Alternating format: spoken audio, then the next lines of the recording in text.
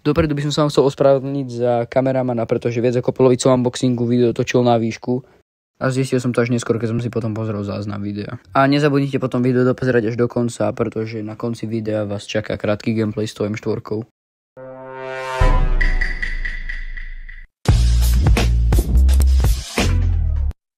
Dobre, takže čaute ľudia, chcel by som vás privítať do dnešného videa. Dneska to bude špeciálne unboxing z Katusu. Objednal som si novú gunu a môžeme sa vrhnúť na unboxing.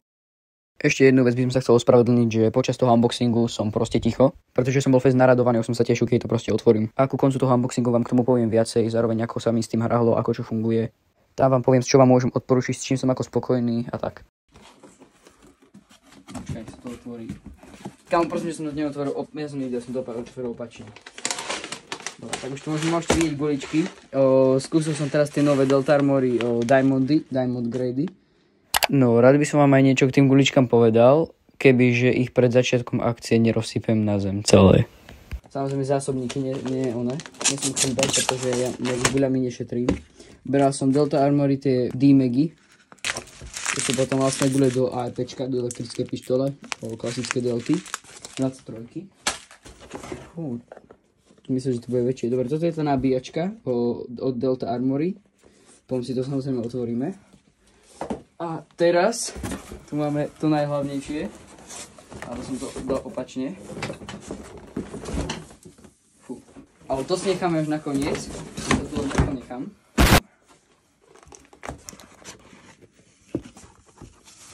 Takže vlastne v balení nás čaká nabíjačka. Stále nejakých 28 €, tu máte prestrih, kde to je. Vlastne nabíjačka, ktorú si vlastne môžete preklikať. Proste v skratke je to inteligentná nabíjačka. Týmto nás čakajú všelijaké redukcie. To je na DIN konektor. A toto je klasické napájanie. Čo je tu nižšie. A môžeme sa rovno pozrieť na samotnú zbraň. Počkaj, toto posuniem sem vedľa. Ešte bolo lepšie, keby túto krabicu dáme preč. Hej. A počkaj, zhodni to. No tak môžeš ešte, ak to vyberiem ešte. Fú.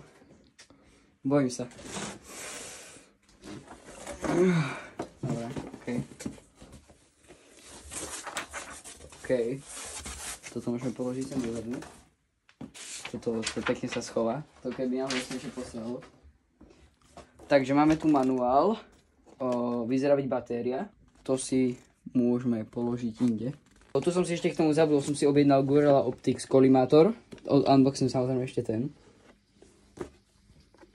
Díky. Bože, čakal som nejakú našívočku. Čo je toto? Batervočku som dostal, no aký zlatý v tom Katuse. Imbusačik k tomu, dokonca 2. Bože, fakt celkom kvalitne spracovaný, cítim, že to je není nejaký plast. Položíme to vedľa, potom sem nainštalujeme na zbraň. Položíme sa.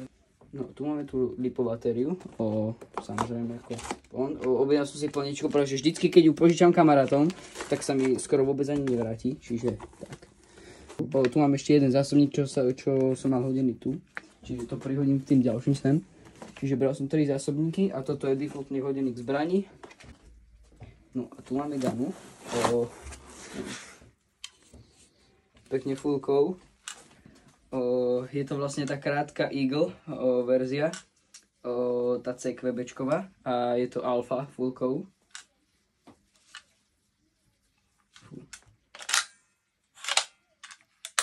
Dobre, ja tam rovno si aj nainštalujem ten kolimátor, kámo. Dratu. Okej. A dobré, ešte ho si radšej zakryjem, lebo ja som kripl, ja to zacapkám. Podmontujem z vrchu.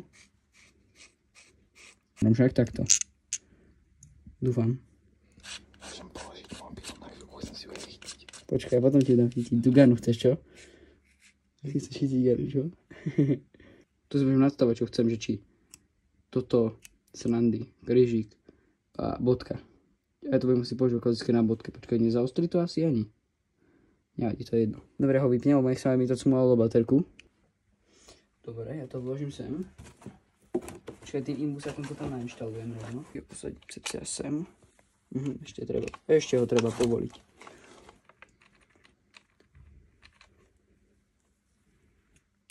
Ideme skúsiť, či to funguje. Počkaj, to rovno môžem vyšmariť do kontajnera. Mám svoj rozbitý zásobník. No a na túto zbraň som bral... Čo je to zase? No. 11 jednotku lipovku a je to samozrejme na DINT konektor.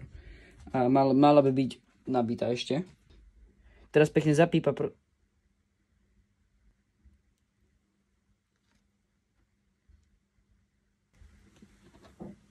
Ja som kúpil zlú baterku. To je na konektor... To je na konektor AEPčka. Čo sa robím? Ja musím ísť za Áďom, že oddať a kúpim baterku. Čo im spraviť? No už jediný investovať. Ja budem musieť znova hodiť peniaze ešte do toho kam, alebo... No a tu som to video ani proste neukončil, pretože som bol v depresii a že to nemôžem vyskúšať a už som to rovno level proste. Takže teraz sa môžeme vrhnúť na zrecenzovanie vecí, s ktorými som hral vlastne v ihrisku s Byňou v nedeľu. Takže mám tu teda tú nabíjačku, ktorá bola mne zo začiatku problémová. Nebolo to tou nabíjačkou, bolo to mnou, pretože... Prečo by som si ja nechával a čítal manuál, že?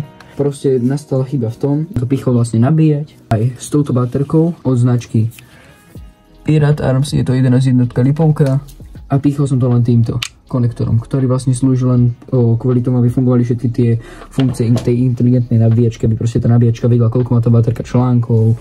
To nie je len to, že do nej tlačí ťahu, ale proste do každého toho článku vlastne prenáša, každý ten článok vlastne nabíja rovnako, že proste nie, že tá energia vlastne, alebo že proste to prechádza cez ten prvý článok až do tých ostatných, čiže sa nestane proste, že ten prvý článok bude proste prebitý a proste nerobí to dobre. Nie som elektrikár, nie som odborník, proste to nerobí dobre a preto treba nabíjať najlepšie aj s týmto konektorom, ktorý vlastne pichnete farbou sem, červenou a čiernou sem.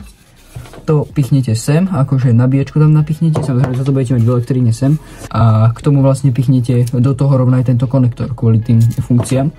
Aby ste spustili nabíjanie, musíte podržať toto tlačítko. Vy ste vlastne spustili nabíjanie. A čo vlastne ja som nevedel, kvôli tomu, že som si neprečítal manuál a rovno som ho vyhodil. A ja som si vlastne na akcii myslel, že je zlá baterka. A potom sme skúšali, ako tá zbraň strieľa, samozrejme. Ja som cítil, že tá spúšť vlastne slabne. Ja som myslel, že je niečo zlé s baterkou. Našťastie kamarát požičal baterku. Shoutout Maťovi. Tu máte jeho Instagram, všetci nabehnite dať follow. A Maťo mi vlastne požičal jeho baterku, čiže vďaka nemu vzniklo toto video a vďaka nemu vlastne sme mohli otestovať aj M4. Už som sa poučil vlastný chyb. Nikdy nevyhadzujte manuály ani žiadne návody a radšej si ich prečítajte.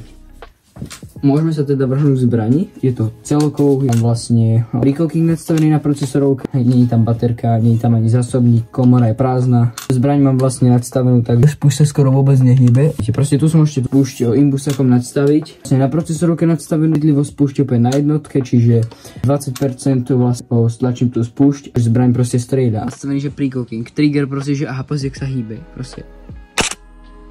To sa skoro ani nehýba, pokiaľ pozri, keď toto spravím v budove proste. Čo ti hrabe. A to som si zladil aj tým, že pritiahol ten šrobík, už proste sa hýbe len takto trochu, čiže to umožňuje, že môžeme rýchlejšie klikať. Rozmýšľam, čo by som vám ešte povedal. Ak by ste ešte mali nejaké otázky ohľadom tej zbrane, a napíšte do komentárov, kľudne vám buď na mojom Instagrame odpoviem a povedám väčšinou všetkým. Môžeme sa vrhnúť na ten krátky gameplay. A ďakujem vám zatiaľ za zhliadnutie tohto videa a užite si krátky gameplay. Čaute. No, hrali sa klasické lajky a ja som sa rozhodol aj s teammateom napušovať do budovy. Tu mi vlastne Maťo dával do vysielačky vedieť, že fajtí, že má kontakt a ja už som hneď videl, že ma niečo bude čakať pri dverách. A hneď sa mi tam podarilo dať svoj prvý kill, pretože tam bol štít otočený ku mne a som mu triafol rovno nohy. Je to rohom? Neviem. A ja som vlastne čakal, že tam bude s tým štítom teammate, tak som prefajroval okolo seba. No a zatiaľ čo prešiel nejaký čas, tak ten s tým štítom sa vrátil z respawnu a zišiel dole schodami za nami.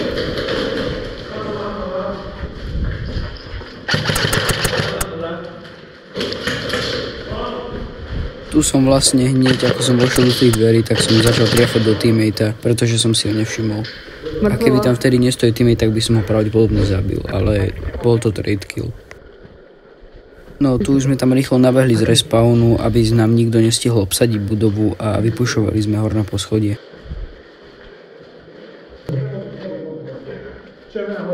No tu už vlastne Maťo dával hlasne, že sa enemy hráč nachádza hore na schodoch. Poď.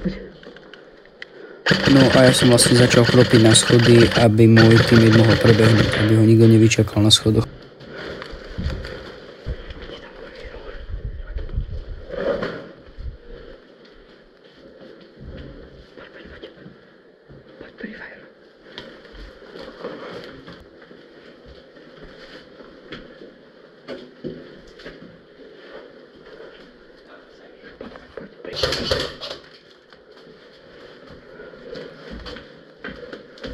No a tu sme vlastne hore vybehli schody a boli tam dva enemy hráči. Zatiaľ čo sa ten so štítom sústredil na môjho spoluhráča, tak ja som na ňo vybohol a vykropol som ho do nôh.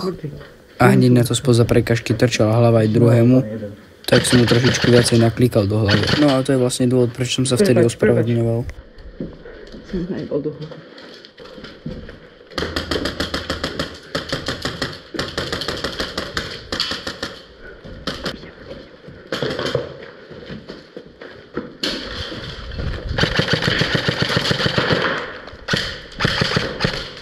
No a tu sme vlastne úspešne obsadili budovu. Čisté. Našou úlohou už je len vlastne nájsť vlajku a zaniesť ho na respawn.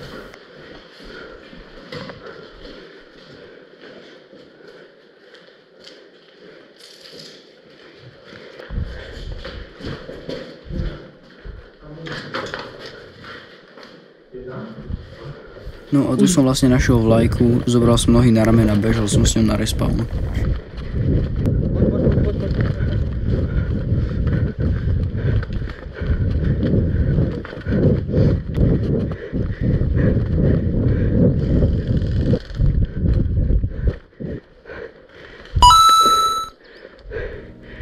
No a toto by bolo pre dnešné video všetko. Sledujte sociálne siete, či už môj Instagram alebo ihriska s Biňou. A ja vám ďakujem za zhľadnutie tohto videa a majte sa.